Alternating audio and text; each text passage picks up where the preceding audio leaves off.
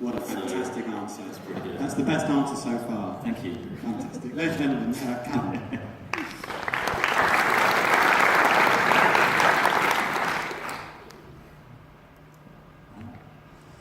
So, when I was born in 1991, pretty much all movies were watched on VHS tape. That's all right. 94% of people didn't even have a very basic mobile phone. 99% of people didn't even have access to the internet, and that's because dial-up wasn't actually released until 4 months after I was born. Yet, 27 years later, imagine getting by with no internet or no mobile phone. You just wouldn't be able to. Imagine watching a movie on a VHS tape. That's just not going to happen. I mean, the internet has become a basic human right for so many people nowadays. So we've come such a long way in such a short amount of time. And so today I'm here to talk to you about the future of the workplace, what the employment landscape is going to become, and that it's not all just about the big, fancy technological advancements. So, yeah, 1991 was not that long ago. Yet, I recently read an article saying that 800 million jobs globally are going to be lost to robotic automation. And another one that said 54% of all EU jobs are at risk of complete computerization. That's over half of all jobs in the EU at risk. These are really big numbers. And what are employees thinking about this big kind of tech shift? Employers and companies? Well, there is one strong recurring theme. That's thanks to machine learning, I can reduce the amount of data analysts I need by 1. Or thanks to factory automation, I can cut down the amount of warehouse staff I need to hire. So the theme really is reduction of staff. So what does this mean for the employees? Well, does it mean that they're going to be completely replaced by robots and tech? Does it mean that the future of the workplace is in fact no workplace? Well, it could do. A lot of people think kind of the end game of the direction we are heading in is either a dystopian society or a utopian society, where a dystopian society is the dark and dingy society where there's a massive wealth gap, the rich are incredibly rich, and everyone else is just struggling to get by.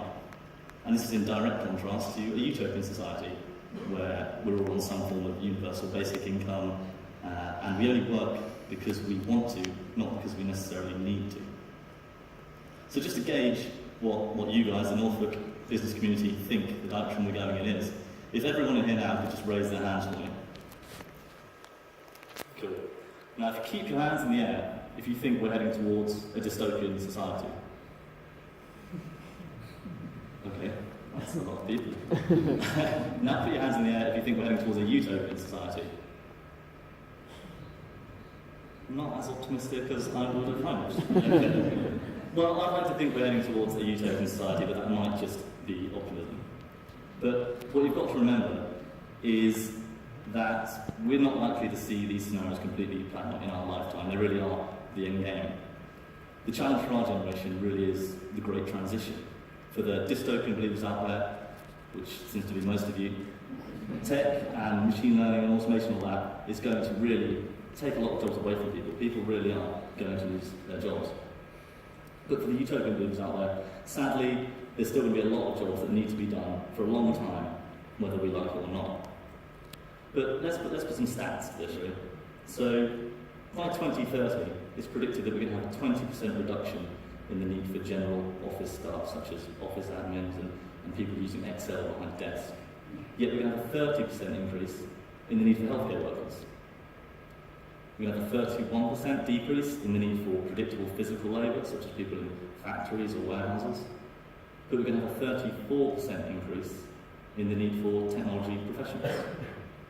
So what we're essentially facing is a massive upskilling of the global workforce. For the most part, where tech and automation does push someone out of their job instead of factory, they could be retrained into a more specialist role, such as healthcare or technology. What this actually means for an industrial nation such as China is that by 2030, they're going to potentially have to retrain around 12% of their entire workforce. That's just 12 years to retrain around 100 million people. So it's an absolutely massive, massive task. But hold on a second.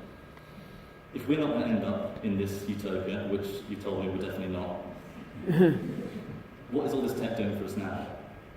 What is its effect on our everyday life right now at work?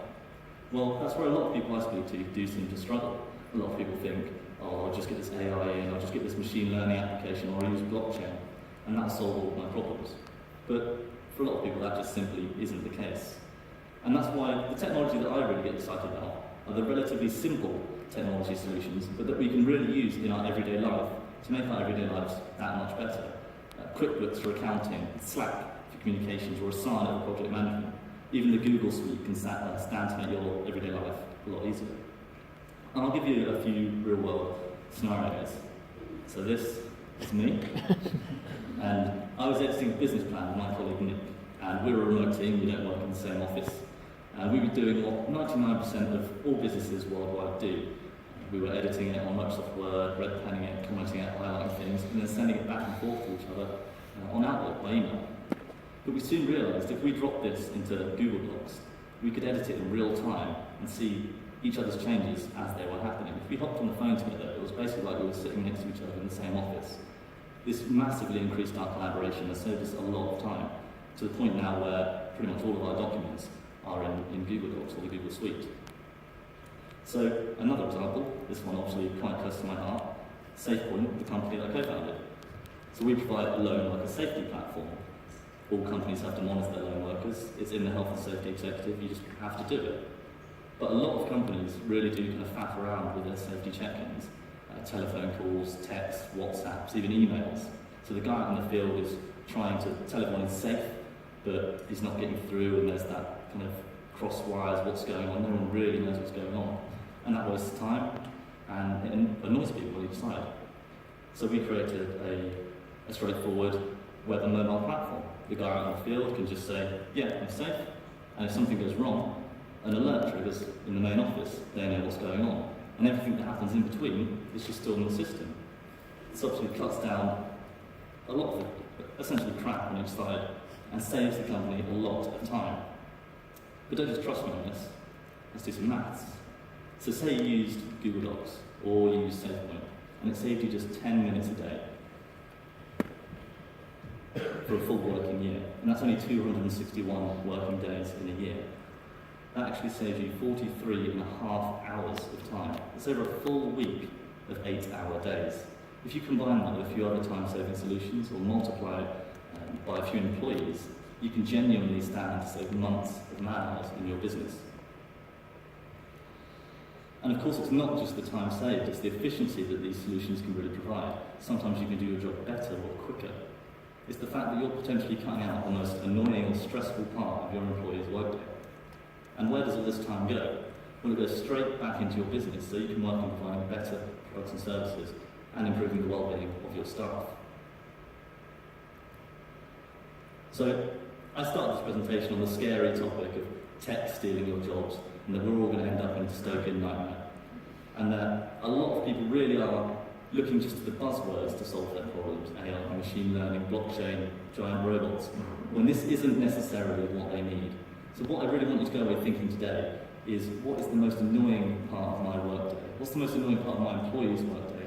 And how can I solve that simply?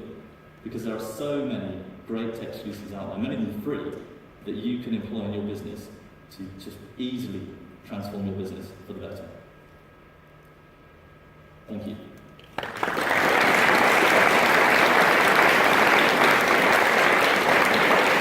Well done, Callum. That's fantastic. You guys have come such a long way in such a short period of time. I look forward to seeing what you guys get up to next. So we've now got our final panel discussion.